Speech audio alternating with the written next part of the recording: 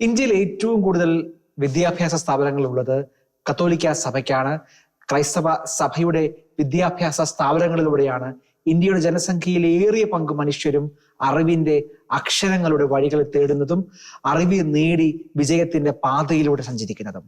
പ്രത്യേകിച്ച് സർവകലാശാലകൾ, കലാലയങ്ങൾ എല്ലാവിധ മനുഷ്യരെയും ചേർത്ത് പിടിച്ചുകൊണ്ട് ജാതിയുടെ മതത്തിന്റെ വേർതിരിവുകൾ ഇല്ലാതെ ക്രൈസ്തവ സമൂഹം നിർമ്മിച്ച കലാലയങ്ങളിലൂടെയാണ് ഇന്ന് ലോകത്തെ മനുഷ്യരറിയുന്നത്, സംസ്കാരത്തെക്കുറിച്ച് മനുഷ്യരറിയുന്നത്, സത്യത്തെയും നീതിയെയും തിരിച്ചറിയാൻ അറിയുന്നത്. അതിനെല്ലാം ഉപരിയായിട്ട് മൂല്യങ്ങളിലൂടെ മൂല്യാധിഷ്ഠിതമായ ഒരു ജീവിതം നയിക്കുന്നത് ക്രൈസ്തവ വിദ്യാഭ്യാസ സ്ഥാപനങ്ങളിലൂടെ, കലാലയങ്ങളിലൂടെയാണ്.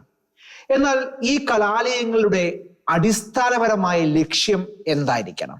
ക്രൈസ്തവ മൂല്യങ്ങൾ പങ്കിടുവാൻ എത്രത്തോളം നമ്മുടെ കലാലയങ്ങൾക്ക് സാധിക്കുന്നുണ്ട്? ലഹരിയുടെയും മദ്യത്തിന്റെയും മറ്റു പദാർത്ഥങ്ങളുടെയും ഒക്കെ അടിമകളായി ഒരു വലിയ വിഭാഗം ആളുകൾ നമ്മുടെ ക്യാമ്പസിൽ മാറുമ്പോൾ, നിരീശ്വരവാദ പ്രസ്ഥാനങ്ങൾ ഉൾപ്പെടെയുള്ള സങ്കേതങ്ങളിലേക്ക് നമ്മുടെ യുവാക്കൾ വഴിതെറ്റി മാറുന്ന ഈ കാലഘട്ടത്തിൽ യഥാർത്ഥ ക്യാമ്പസ് ലക്ഷ്യങ്ങൾ കത്തോലിക്ക സഭയുടെ സ്ഥാപനങ്ങൾ നിർവഹിക്കുന്നുണ്ടോ? ഇല്ലെങ്കിൽ എവിടെയാണ് തിരുത്തൽ ഉണ്ടാകേണ്ടത്? ഈ വിഷയമാണ് നമ്മൾ ദ ഫയർ റൂമിൽ ചർച്ച ചെയ്യുന്നത്. കൂടെയുള്ളത് ശ്രീ അമൽ സിറിയക് ജോസ്, ഒപ്പം ശ്രീ ആന്റണി സച്ചിൻ VR. രണ്ടു പേർക്കും ഒപ്പം പ്രിയ പ്രേക്ഷകർക്കും ദ ഫയർ റൂമിലേക്ക് സ്വാഗതം. സച്ചിനിലേക്ക് നമുക്ക് തുടങ്ങാം. നമുക്കറിയാം, നമ്മുടെ ക്യാമ്പസുകളെ കുറിച്ച് പറയേണ്ട കാര്യമില്ല. കലാലയങ്ങൾ എന്ന് പറയുന്നത് തീർച്ചയായിട്ടും ലോകത്ത് എവിടെ ചെന്നാലും ഒരു ഇന്ത്യക്കാരൻ ഒരു കാത്തലിക് വിദ്യാഭ്യാസ സ്ഥാപനങ്ങളിൽ കിട്ടിയ ആ മൂല്യങ്ങളിൽ എക്സൈറ്റഡ് ആകുന്നവരാണ് 90% ആൾക്കാർ. പക്ഷേ നമ്മളുടെ ക്വസ്റ്റ്യൻ ഇതാണ്: നമ്മൾ തീർച്ചയായിട്ടും ജാതിയോ മതമോ ഒന്നും നോക്കാതെ എല്ലാവർക്കും വിദ്യാഭ്യാസം കൊടുക്കുക എന്ന വിഷൻ തന്നെയാണ് നമ്മൾ മുന്നിട്ട് ഈ സ്ഥാപനങ്ങളൊക്കെ നിർമ്മിക്കുക. പക്ഷെ നമുക്കറിയാം, ഈ സ്ഥാപനങ്ങളൊന്നും ശൂന്യതയിൽ നിന്നുണ്ടായതല്ല. ഇപ്പം CMI സഭയ്ക്ക് ഇത്ര നൂറുകണക്കിന് വിദ്യാഭ്യാസ സ്ഥാപനങ്ങൾ ഉണ്ടെന്നിരിക്കെ അതൊന്നും ശൂന്യതയിൽ നിന്നുണ്ടായതല്ല. ഏറ്റവും മികച്ച വൈദികർ ആ സഭയിലേക്ക് വരുന്നു. അവരുടെ ഒപ്പം നമ്മൾ കത്തോലിക്ക സഭയുടെ സ്ഥാപനങ്ങളിലെ എല്ലാ ഇടവക ജനങ്ങളുടെ വലിയൊരു പങ്ക് നമുക്ക് കാണാൻ സാധിക്കും. അപ്പൊ ഇതെല്ലാം ഉണ്ടാക്കി കഷ്ടപ്പെട്ട് ഒത്തിരി സാമ്പത്തിക ബാധ്യത വെച്ചുകൊണ്ടാണ് ഈ സ്ഥാപനങ്ങളെല്ലാം ഉണ്ടാകുന്നത്. അൾട്ടിമേറ്റ് ലക്ഷ്യം വിജ്ഞാനം പ്രദാനം ചെയ്യുക എന്നതായിരിക്കാം. എന്നിരുന്നാലും ഒരു കത്തോലിക്ക സഭയുടെ കലാലയങ്ങൾക്ക് കൃത്യമായും ചില ഒരു ലക്ഷ്യങ്ങൾ ഉണ്ടാകേണ്ടതല്ലേ? അത് എന്തിനുണ്ടായി എന്നൊരു ക്വസ്റ്റ്യൻ അഡ്രസ് ചെയ്തുകൊണ്ട് ആ നിലയ്ക്ക് തന്നെയാണോ നമ്മുടെ കലാലയങ്ങൾ ഇപ്പോൾ പോകുന്നത്? സമീപകാലത്തെ പല സംഭവങ്ങൾ നമ്മൾ വിലയിരുത്തുമ്പോഴും പലപ്പോഴും അങ്ങനെയല്ല നമ്മുടെ സ്ഥാപനങ്ങളിലെ പോക്കും നമുക്ക് പലപ്പോഴും തോന്നാറുണ്ട്. എങ്ങനെയാണ് അതിനെ അങ്ങ് കാണുക? അടിസ്ഥാനപരമായിട്ട് ഞാൻ കാണുന്നത്, ഈ നമ്മുടെ ഒരു രാജ്യത്ത് പൗരന് വിദ്യാഭ്യാസം കൊടുക്കുക എന്ന് പറയുന്നത് രാജ്യത്തിന്റെ കടമയാണ്.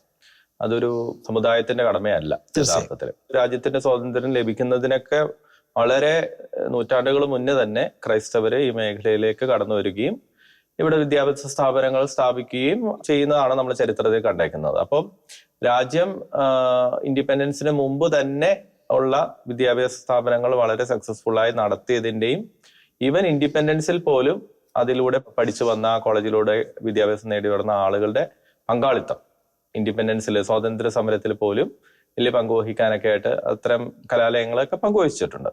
പിന്നെ ഇൻഡിപെൻഡൻസിന് ശേഷം കോൺസ്റ്റിറ്റ്യൂഷൻ ഉണ്ടായപ്പോഴത്തേക്കും കോൺസ്റ്റിറ്റ്യൂഷനിൽ വന്നിരിക്കുന്ന, ഞാൻ നോക്കുമ്പോൾ എന്റെ ഓർമ്മ ശരിയായ ആർട്ടിക്കിൾ 30 തോന്നുന്നു, ക്രൈസ്തവർ മൈനോറിറ്റി ആയതിനാൽ മൈനോറിറ്റീസ് നടത്തുന്ന സ്ഥാപനങ്ങളുടെ മൂല്യങ്ങളെ കുറിച്ച് പറയുമ്പോഴത്തേക്കും അവരുടെ സംസ്കാരവും അവരുടെ വിശ്വാസവും അതിലൂടെ നിലനിർത്താനും പ്രചരിപ്പിക്കാനൊക്കെ ആയിട്ടുള്ളൊരു സംവിധാനമായിട്ടാണ് ഗവൺമെന്റ് കാണുന്നത്.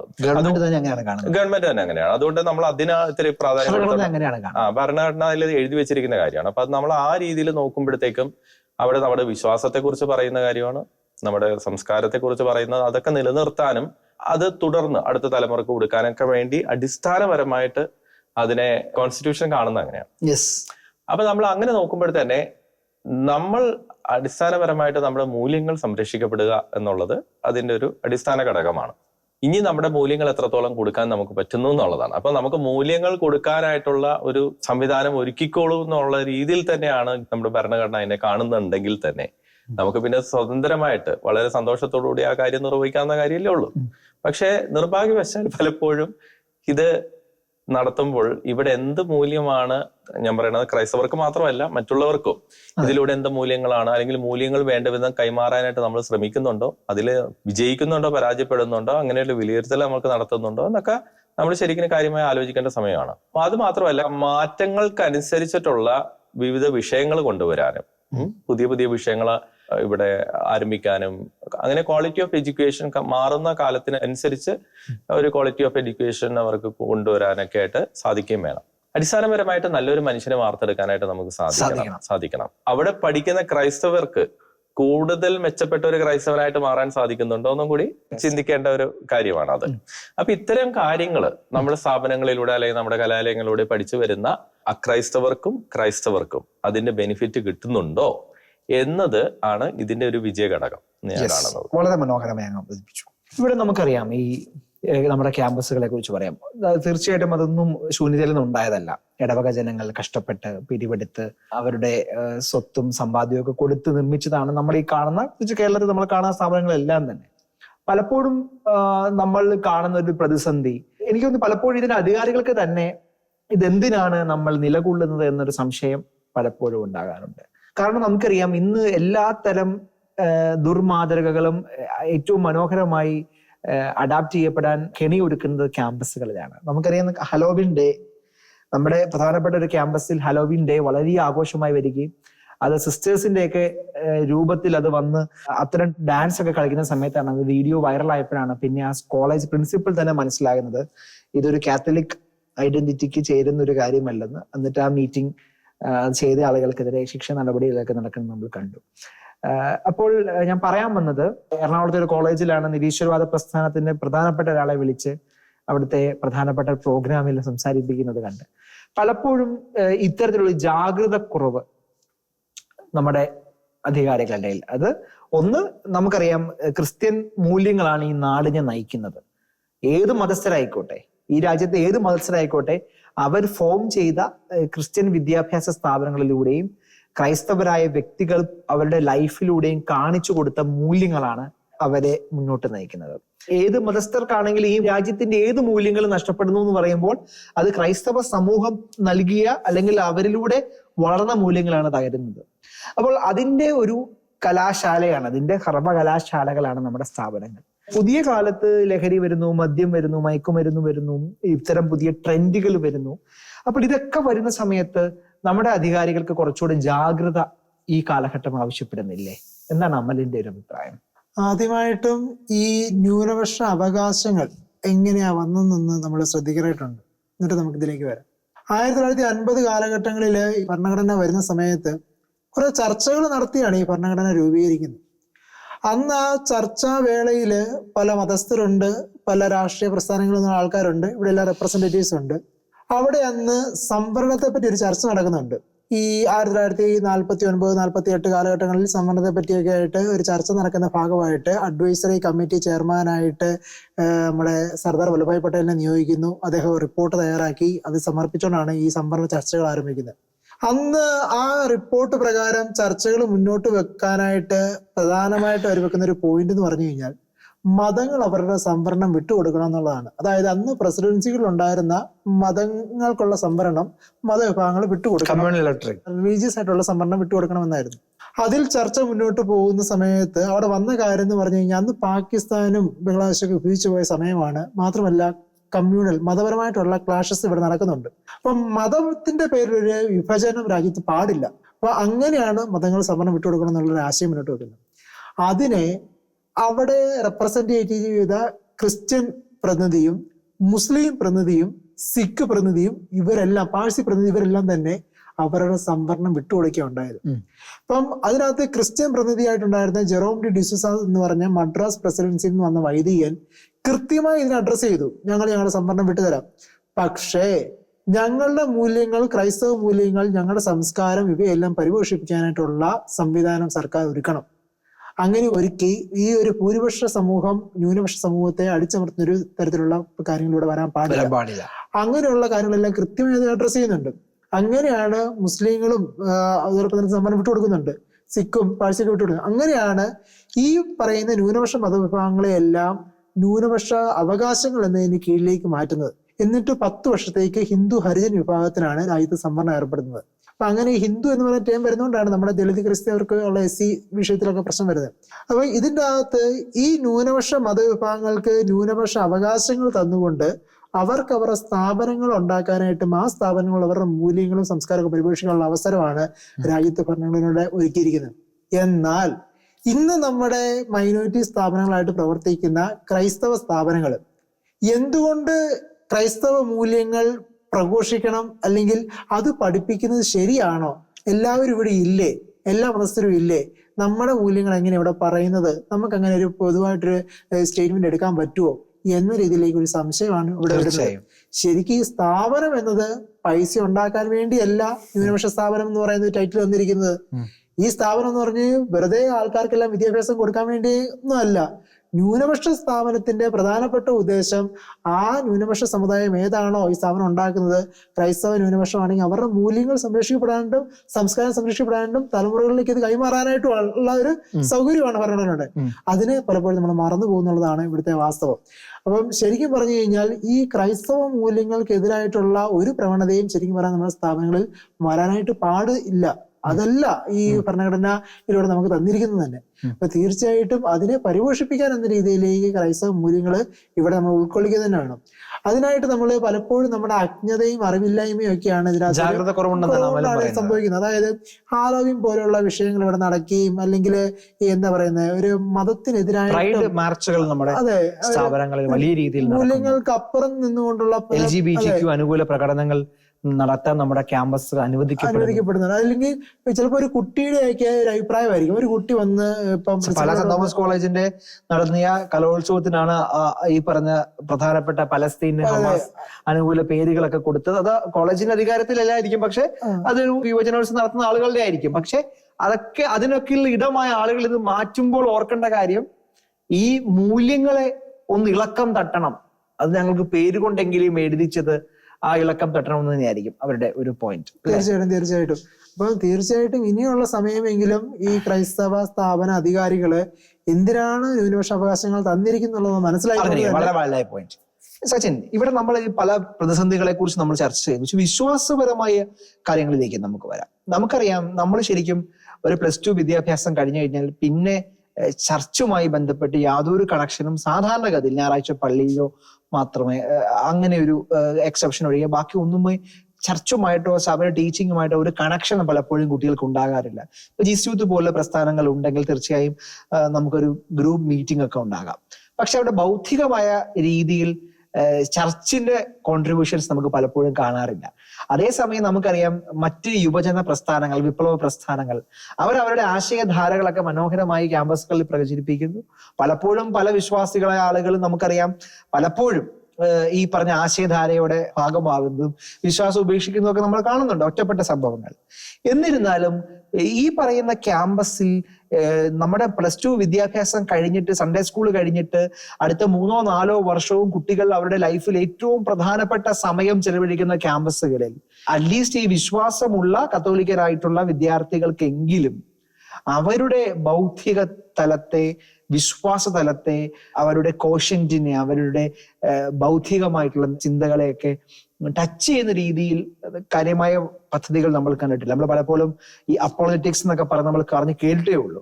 ശരിക്കും ക്യാമ്പസുകളിൽ ഇത്തരം ഇടപെടലുകൾ നടത്തിയാൽ എനിക്ക് തോന്നുന്നു ഇപ്പോൾ ഈ ക്യാമ്പസുകളിൽ നമ്മുടെ കുട്ടികൾ നേരിടുന്ന അല്ലെങ്കിൽ അവരെ കെണിയിലാക്കുന്ന പല പ്രശ്നങ്ങൾക്കും പല ചോദ്യങ്ങൾക്കും ചോദ്യം ചെയ്യലുകൾക്കും ഒക്കെ ഒരു പരിഹാരമാകില്ല. എന്താണ് അങ്ങയുടെ അഭിപ്രായം? തീർച്ചയായിട്ടും നമുക്കത് ഈ അടുത്ത കാലത്തൊക്കെ ആയിട്ട് അങ്ങനത്തെ ഉള്ള പ്രോഗ്രാംസ് ഒക്കെ നടത്തപ്പെടുന്നുണ്ട്. പലപ്പോഴും US പോലത്തെ ഉള്ള രാജ്യങ്ങളില് ക്രൈസ്തവര് അവരുടെ ഒരു മിനിസ്ട്രിയുടെ ഭാഗമായിട്ട് പോലും ഈ പറഞ്ഞ പല വിഷയങ്ങളും ദൈവത്തിന്റെ അസ്തിത്വത്തെ കുറിച്ചിട്ടുള്ള ചോദ്യങ്ങൾ ചോദിക്കാനൊക്കെ ആയിട്ട് ഒരു തുറന്ന ഒരു വേദികൾ ഒരുക്കുന്നത് നമ്മൾ കാണാറുണ്ട്. ഒരുപക്ഷെ അവരുടെ ഓഡിറ്റോറിയത്തിലായിരിക്കാം, അല്ലെങ്കിൽ അവിടുത്തെ ഗ്രൗണ്ടിലായിരിക്കാം. അങ്ങനെയൊക്കെ ഉള്ള ഒരു ഓപ്പർച്യൂണിറ്റീസ് അവർ ക്രിയേറ്റ് ചെയ്യാറുണ്ട്. അപ്പൊ അവർക്ക് കുട്ടികൾക്ക് വേണമെങ്കിൽ അവിടെ വന്നിട്ട് ചോദ്യങ്ങൾ ചോദിക്കാം.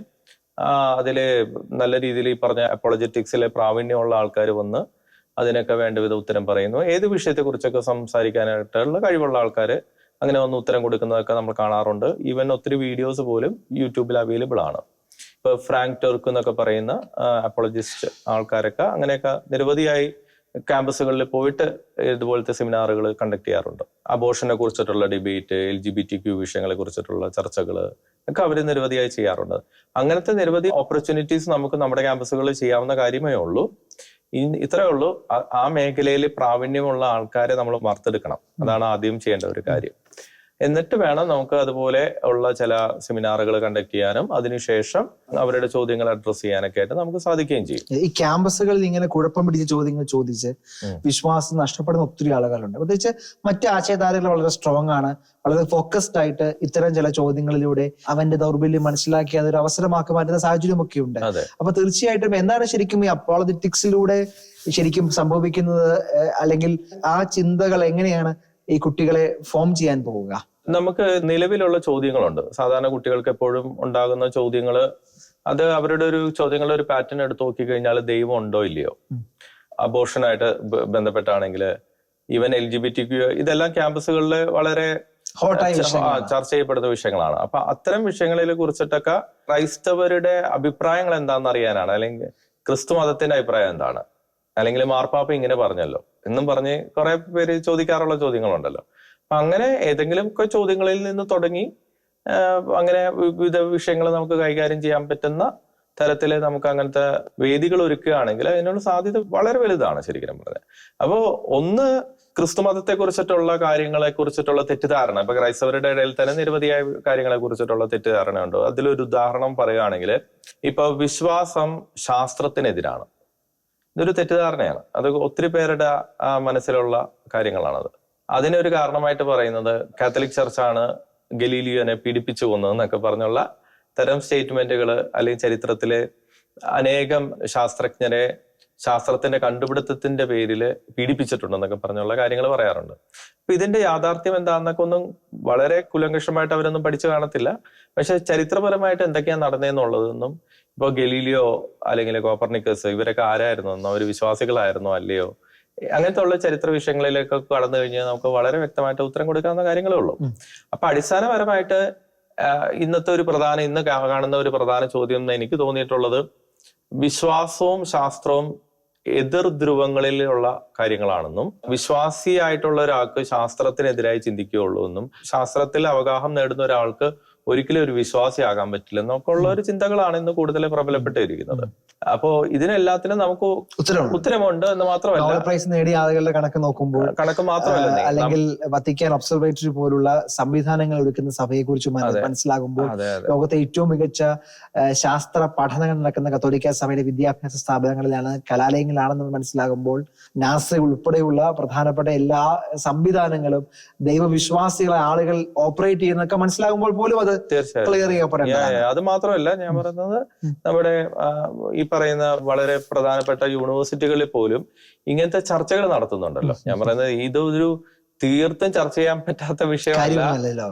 അമേരിക്ക, വെസ്റ്റേൺ രാജ്യങ്ങളിൽ തന്നെ ഏറ്റവും അറിയപ്പെടുന്ന യൂണിവേഴ്സിറ്റികളിൽ പോലും ഇങ്ങനത്തെ സെമിനാറുകൾ കണ്ടക്ട് ചെയ്യപ്പെടുന്നുണ്ട്. അപ്പൊ പിന്നെ എന്തുകൊണ്ട് ഇവിടെ നടത്തിക്കൂടാ? ഇത്രയേ ഉള്ളൂ. ഇവിടെ നടത്താനായിട്ടുള്ള ആ ഒരു രീതിയിലേക്ക് നമ്മുടെ ക്യാമ്പസുകൾ ചിന്തിക്കേണ്ടതാണ്. ഇത് നടത്തുന്ന അധികാരികള് അതിന്റെ ഒരു ഓപ്പർച്യൂണിറ്റീസ് അല്ലെങ്കിൽ അതിനുള്ള ഒരു വേദികൾ ഒരുക്കിയാൽ തീർച്ചയായിട്ടും അതിനുള്ള സാധ്യത. നമുക്ക് ക്യാമ്പസ് മൂല്യങ്ങൾ ഒരു പ്രധാനപ്പെട്ട എല്ലാ സ്ഥാപനങ്ങളിലും സ്വീകരിക്കേണ്ട ഒരു കാര്യമാണ്. സച്ചിൻ അതിൽ ഒരു പ്രതിഭ തെളിയിച്ച ആൾ കൂടിയാണ്. അത് വളരെ വാലിഡായ പോയിന്റ് ആണ്. എന്നാൽ നമുക്ക് നമ്മുടെ വിശ്വാസത്തിലേക്ക് വരുമ്പോൾ നമ്മുടെ ഏറ്റവും ഐഡന്റിറ്റി എന്ന് പറയുന്നത് നമ്മുടെ കൂദാശകളാണ്. നമ്മുടെ എത്ര സ്ഥാപനങ്ങളിൽ നമുക്ക് വിശുദ്ധ കുർബാനയ്ക്കുള്ള സാധ്യതയുണ്ട്. അല്ലെങ്കിൽ പണ്ടൊക്കെ ഞാൻ ഓർക്കുന്നു, എല്ലാ പ്രധാനപ്പെട്ട നോമ്പ് ആചരണങ്ങളും, കൊന്തമാസം, അങ്ങനെ ഒരു സെലിബ്രേഷൻ ഓഫ് ഇവന്റുകൾ നമ്മുടെ വിശ്വാസവുമായി ബന്ധപ്പെട്ട് ക്യാമ്പസുകളിൽ ഉണ്ടായിരുന്നു. അപ്പൊ നമ്മുടെ ലൈഫിന്റെ ഏറ്റവും പ്രധാനപ്പെട്ട ടൈം സ്പെൻഡ് ചെയ്യുന്ന ക്യാമ്പസിൽ ഇങ്ങനെയുള്ള അവസരങ്ങൾ പലപ്പോഴും കോംപ്രമൈസ് ചെയ്യപ്പെടുന്നുണ്ടെന്നാണ് എൻ്റെ ഒരു വിലയിരുത്തൽ. പ്രത്യേകിച്ച് പുതിയ കാലത്ത് ഈ എഞ്ചിനീയറിംഗ് ഒക്കെ പോലെയുള്ള പ്രൊഫഷണൽ കോഴ്സുകളൊക്കെ വരുമ്പോൾ പലപ്പോഴും ഇത്തരം കാര്യങ്ങൾ അവർ കോംപ്രമൈസ് ചെയ്യാറുണ്ട്. അപ്പം ശരിക്കും നമ്മുടെ വിശുദ്ധ കുർബാനയ്ക്ക് പോലുമുള്ള അവസരങ്ങൾ എല്ലാ ക്യാമ്പസിലും നിർബന്ധമായിട്ടെങ്കിലും ഉണ്ടാകേണ്ട ഒരു കാര്യമാണ്. എല്ലാ ദിവസവും വിശുദ്ധ കുർബാന, അല്ലെ? അപ്പോൾ എല്ലാ ദിവസവും പോയിട്ട് ആഴ്ചയിൽ ഒന്നും പോലും ഇല്ലാത്ത സാഹചര്യം നമ്മൾ കാണുന്നുണ്ട്. അപ്പൊ ശരിക്കും ഒരു കോളേജിൽ ഒരു 300-400 ക്രൈസ്തവരായ ആളുകൾ വരുമ്പോൾ അവരുടെ ഫെയ്ത്തിലേക്ക് പിടിച്ചിടാനുള്ള, ഫെയ്ത്തിലേക്ക് കണക്ട് ചെയ്യാനുള്ള ഒരു പാലം കൂടിയാണ് ഇത്തരം അവസരങ്ങൾ, കുമ്പസാരം ഒക്കെ പോലുള്ള കൂദാശകൾ. അപ്പൊ അത്തരം കാര്യങ്ങളിൽ കൂടെ ഒരു ജാഗ്രത അല്ലെങ്കിൽ ഒരു കുറച്ചുകൂടെ ഒരു ഉത്തരവാദിത്വം അധികാരികളുടെ ഭാഗത്തുനിന്ന് ഉണ്ടാകണം അല്ലെ? എന്ത് തോന്നുന്നു? അത് ഉണ്ടാകണം എന്ന് തന്നെയാണ് നമുക്ക് പറയാനുള്ളത്. മാത്രമല്ല, ഈ ഉണ്ടാകുന്ന സ്ഥാപനങ്ങളിലുള്ള വിദ്യാർത്ഥികളുടെ പങ്കാളിത്തവും നമ്മൾ ശ്രദ്ധിക്കേണ്ടതായിട്ടുണ്ട്. അതായത് ഒരു വിശുദ്ധ കുർബാന സ്ഥാപനത്തിൽ വെച്ച് കഴിഞ്ഞാൽ എത്ര വിദ്യാർത്ഥികൾ മനസ്സോടെ വിശുദ്ധ കുർബാനയിൽ പങ്കെടുക്കുന്നുണ്ട്? എന്തുകൊണ്ടാണ് കുറെ പേര് ഇതിനകത്ത് നിന്ന് മാറി നിൽക്കുന്നത്? അതിനകത്ത് തന്നെ ചിലവർ കാണും എന്തുകൊണ്ട് ബാക്കിയുള്ള ഒരു മതത്തിന്റെ പ്രാർത്ഥനയിൽ നമ്മുടെ മതത്തിന്റെ എന്നൊരു ചോദ്യങ്ങൾ. അപ്പൊ ഇതിനെയൊക്കെ വ്യക്തമായി അഡ്രസ്സ് ചെയ്യാനായിട്ട് പലപ്പോഴും നമുക്ക് സംവിധാനം കഴിയുന്നില്ലെന്നുള്ളതാണ് അതിനകത്ത് വലിയൊരു ദൗർഭാഗ്യം എന്ന് പറയുന്നത്. ഇതിനകത്ത് സംവിധാനങ്ങളിലൂടെ എന്തിനാണ് ഇങ്ങനെ നടത്തുന്നതെന്നും എന്തുകൊണ്ടാണ് നടത്തപ്പെടുന്നതെന്നൊക്കെ കൃത്യമായ ഒരു ധാരണ കുട്ടികളിലേക്ക് എത്തണം. അല്ലെങ്കിൽ കുട്ടികളും അത് മനസ്സിലാക്കാനുള്ള തയ്യാറെടുപ്പ് നടത്തണം എന്നുള്ളതാണ്. അതിന് ശരിക്കും പറഞ്ഞു കഴിഞ്ഞാൽ അതിന് മുൻകാലങ്ങളിൽ അവരുടെ സ്കൂളുകളിലും സൺഡേ സ്കൂളുകളിലും ഒക്കെ കൃത്യമായ ഒരു ധാരണകൾ കൊടുക്കണം. നമ്മൾ പലപ്പോഴും ഒരു സാമൂഹിക വ്യവസ്ഥയെ പറ്റിയൊക്കെയാണ് കൂടുതൽ ചർച്ചകൾ ചെയ്യുന്നത്. സാമുദായിക വ്യവസ്ഥകളെ പറ്റിയോ സഭാപരമായിട്ടുള്ള കാര്യങ്ങളെ പറ്റിയോ കൂടുതലായിട്ട് ഒരു ഐഡന്റിഫിക്കേഷൻ കുട്ടികൾക്ക് കൊടുത്തെങ്കിൽ മാത്രമേ ഉള്ളൂ ഇതിനൊക്കെ പ്രാധാന്യം എന്താണെന്നുള്ളതും ഇതെന്തുകൊണ്ടാണ് ഇവിടെ നിലനിർത്തുന്നുള്ള കാര്യങ്ങളോ അവർക്ക് ബോധ്യമാകും. മാത്രമല്ല, ഇവിടെ ശ്രദ്ധിക്കേണ്ട മറ്റൊരു കാര്യമുണ്ട്. നമ്മൾ പലപ്പോഴും ഇപ്പം സൗജന്യമായിട്ട് ധാരാളം കുട്ടികളെ നമ്മുടെ സ്ഥാപനങ്ങളിൽ പഠിപ്പിക്കുന്നു, ഇതെല്ലാം നമ്മൾ ചെയ്യുന്നുണ്ട്. പക്ഷെ പലപ്പോഴും നമ്മൾ ഈ മൂല്യങ്ങൾ കൊടുക്കാൻ മറന്നു പോകുന്നതിന്റെ കുറെയൊക്കെ പ്രശ്നങ്ങൾ നമ്മൾ അഭിമുഖീകരിക്കുന്നുണ്ട്. ഒരു എക്സാമ്പിൾ ഞാൻ പറയാം. കഴിഞ്ഞ ഇടയ്ക്ക് ഒരു പെൺകുട്ടി ഒരു നാർക്കോട്ടിക് വിഷയത്തിൽ പിടിക്കപ്പെടുകയാണ്. അതായത് ഒരു ഇസ്ലാം മതസ്ഥരായ യുവാക്കളോടൊപ്പം ഒരു ക്രിസ്ത്യൻ പെൺകുട്ടി അവിടെ പിടിക്കപ്പെടുന്നു. ആ പെൺകുട്ടിയെ പഠിപ്പിക്കുന്നത് രൂപതയാണ്. ഒരു രൂപത ആ പെൺകുട്ടിക്കുള്ള വിദ്യാഭ്യാസ ചെലവും മറ്റും എല്ലാം കൊടുത്ത് ആ പെൺകുട്ടിയെ പഠിപ്പിച്ച് അത്രമാത്രം, ആ രൂപതയുടെ പൈസ എന്ന് പറഞ്ഞു കഴിഞ്ഞാൽ വിശ്വാസികളുടെ ഓരോരുത്തരുടെ നേർച്ചക്കാശാണ്. അത് വെച്ച് ആ പെൺകുട്ടി വളർന്നു വന്നിട്ട് അവസാനം ഈ നാർക്കോട്ടിക് ജിഹാദിൽ അല്ലെങ്കിൽ അങ്ങനെ ഒരു പറയുന്ന പ്രക്രിയയിൽ ഈ ഒരു മുസ്ലിം യുവാക്കൾക്കൊപ്പം ആ പെൺകുട്ടി പോലീസ് സ്റ്റേഷനിൽ ഇങ്ങനെ മാറുന്ന അവസ്ഥ വരുമ്പം എവിടെയാണ് ആ നന്ദി എന്നുള്ളതാണ്. അത് ഇന്നോ ഇന്നലെയോ നമ്മുടെ സമൂഹം കാണുന്നതല്ല. ഇതുപോലുള്ള നന്ദികേടുകൾ നിരന്തരമായിട്ട് നമ്മൾ കണ്ടുകൊണ്ടിരിക്കുക. അതായത് പണ്ട് പള്ളിക്കൊപ്പം പള്ളിക്കൂടം വെച്ച സമയത്ത് ആ പള്ളിക്കൂടത്തിൽ പഠിപ്പിച്ചത് ക്രിസ്ത്യാനി മാത്രമല്ല, അവിടെയുള്ള എല്ലാ മതസ്ഥരായിട്ടുള്ള എല്ലാ ജാതിയിലുള്ള ആൾക്കാരെ അവളെ സൗജന്യമായിട്ടൊക്കെ ആയിട്ട് അവരെ പഠിപ്പിച്ചു. ആ പഠിപ്പിച്ച ശ്രദ്ധിക്കേണ്ട ഒരു കാര്യമുണ്ട്. ഓരോ ക്രിസ്ത്യൻ വീടുകളുടെ മുമ്പിൽ നിന്ന് തെങ്ങിക്കെട്ടിയിരിക്കുന്ന ആ കെട്ട്, അതായത് കെട്ടുതെങ്ങ് എന്ന് പറയുന്ന സംവിധാനം വഴി ആ തെങ്ങിലുള്ള തേങ്ങകൾ മുഴുവൻ പള്ളിക്ക് കൊടുക്കുന്നത് ലേലം വെച്ചുള്ള കാശ് വെച്ച് ഈ അധ്യാപകന് പൈസ കൊടുക്കുന്നു. അതോടൊപ്പം തന്നെ പിടിയരി, ഓരോ അമ്മമാരും കഞ്ഞി വെക്കുന്ന സമയത്ത് ഒരു പിടി അരി മാറ്റി വെച്ചുകൊണ്ട് അതും ലേലത്തിനും മറ്റുമൊക്കെ ആയിട്ട് വിറ്റുള്ള കാശ് കൊണ്ട് ഈ വിദ്യാഭ്യാസം നടത്തുവാണ്. ഓരോ ക്രിസ്ത്യാനിയുടെയും ചോരയും വിയർപ്പും കൊണ്ട് ഇതുപോലുള്ള സ്ഥാപനം എല്ലാവർക്കുമായിട്ട് തുറന്നു കൊടുത്തിട്ട് അവസാനം ഈ പള്ളിക്കൂടത്തിനെതിരെയും ഒക്കെ സംസാരിക്കാൻ ഇവിടെ പൊതുസമൂഹം അല്ലെങ്കിൽ ആരെങ്കിലുമൊക്കെ സംഘടിതമായ വിഭാഗങ്ങൾ വരുന്ന സമയത്ത് ഇവരാരും എന്തുകൊണ്ട് എതിർക്കാൻ വരുന്നില്ല? ഈ ക്രൈസ്തവ സമൂഹത്തിലെയും ക്രൈസ്തവ സഭകളും ഈ വിദ്യാഭ്യാസ സ്ഥാപനങ്ങളിൽ ഇത്രമാത്രം കെട്ടിപ്പടുത്തി അത്രമാത്രം കഷ്ടപ്പെട്ട് ചോര നീരെല്ലാം കളഞ്ഞ് ശ്രമിച്ചു പണിത് വന്നതല്ലേ? ആ പണിത സ്ഥാപനത്തിൽ അല്ലെങ്കിൽ അങ്ങനെ വന്ന സ്ഥാപനങ്ങളിൽ സൗജന്യമായിട്ട് പഠിച്ചും മറ്റുമൊക്കെ വളർന്നു വന്നവർ എന്തുകൊണ്ട് ഈ ക്രൈസ്തവ സ്ഥാപനങ്ങൾക്ക് ഒരു വിഷയം വരുമ്പോഴോ അല്ലെങ്കിൽ ക്രൈസ്തവ പ്രതികരിക്കുന്നില്ല എന്നുള്ളൊരു ചോദ്യചിഹ്നം തന്നെയാണ്. യെസ്, വളരെ. ഏറ്റവും അവസാനം സച്ചിൻ, വിദ്യാഭ്യാസ സ്ഥാപനങ്ങൾ അക്കാഡമിക്കിലേക്ക് കിടക്കുന്നു. ഈ കുറച്ചുകൂടെ ഈ പറഞ്ഞ നമ്മുടെ ഭരണഘടന നൽകിയ ആ മൂല്യങ്ങൾ വളരെ മനോഹരമായി എഴുതി വെക്കപ്പെട്ടിട്ടുള്ള ആ ബോധ്യം മാത്രം കൃത്യമായ അധികാരികളുടെ ഇടയിൽ ഉണ്ടെങ്കിൽ ഭയമില്ലാതെ അവർക്ക് ആ ശുശ്രൂഷ, വിദ്യാഭ്യാസ ശുശ്രൂഷ മനോഹരമായി പൂർത്തിയാക്കാൻ സാധിക്കും. തീർച്ചയായും. അപ്പോൾ ഫയർ റൂമിലൂടെ അവസാനിക്കുകയാണ്. നമ്മുടെ ക്യാമ്പസുകളിൽ ക്യാമ്പസിനെ വലയിലാക്കുന്ന വലിയ ശക്തികൾ ചുറ്റും കൂടുമ്പോൾ അവിടെ എല്ലാം എടുത്തു പറയേണ്ടത്, അവിടെ എല്ലാം ചേർത്ത് പിടിക്കേണ്ടത് ഭരണഘടന നമുക്ക് നൽകുന്ന ആ സ്വാതന്ത്ര്യമാണ്. എന്നാൽ അതിലെല്ലാം ഉപരിയായിട്ട് ചെയ്യുന്നത് കേവലം ഒരു വിദ്യാഭ്യാസ സ്ഥാപനം നയിക്കുക എന്നതല്ല, തീർച്ചയായിട്ടും ഒരു വിദ്യാദാന ശുശ്രൂഷയാണ് ചെയ്യുന്നത് എന്നും അത് കർത്താവിനെ പ്രതിയാണ് അത് നൽകുന്നത് എന്ന ബോധ്യം തീർച്ചയായിട്ടും അധികാരികൾക്ക് ഉണ്ടാകുമ്പോഴാണ് ആ ദൗത്യത്തിന്റെ, ആ ശുശ്രൂഷയുടെ പൂർത്തീകരണം സാധ്യമാകുന്നത്. അധ്യയന വർഷത്തിൽ കൂടുതൽ ജാഗ്രതയോടെ, ഏറ്റവും അച്ചടക്കത്തോടെ വിശുദ്ധ കൂദാശകൾക്കൊക്കെ പ്രാധാന്യം നൽകിക്കൊണ്ട് അപ്പോളജറ്റിക്സ് ഉൾപ്പെടെയുള്ള ആശയ സാധ്യതകളെ പരമാവധി പ്രയോജനപ്പെടുത്തിക്കൊണ്ട് സെക്യുലർ ആയിട്ടുള്ള വിദ്യാഭ്യാസത്തിന് അപ്പുറത്ത് വിശുദ്ധ സങ്കേതങ്ങളെക്കുറിച്ചും സഭയെക്കുറിച്ചും ഒക്കെയുള്ള ബോധ്യങ്ങൾ കൂടി നൽകിക്കൊണ്ട് അതിനുള്ള അവസരങ്ങൾ ഒരുക്കിക്കൊണ്ട് വിദ്യാഭ്യാസ ശുശ്രൂഷ മുന്നോട്ട് പോകട്ടെ. ദ ഫയർ റൂം ഇവിടെ അവസാനിക്കുന്നു.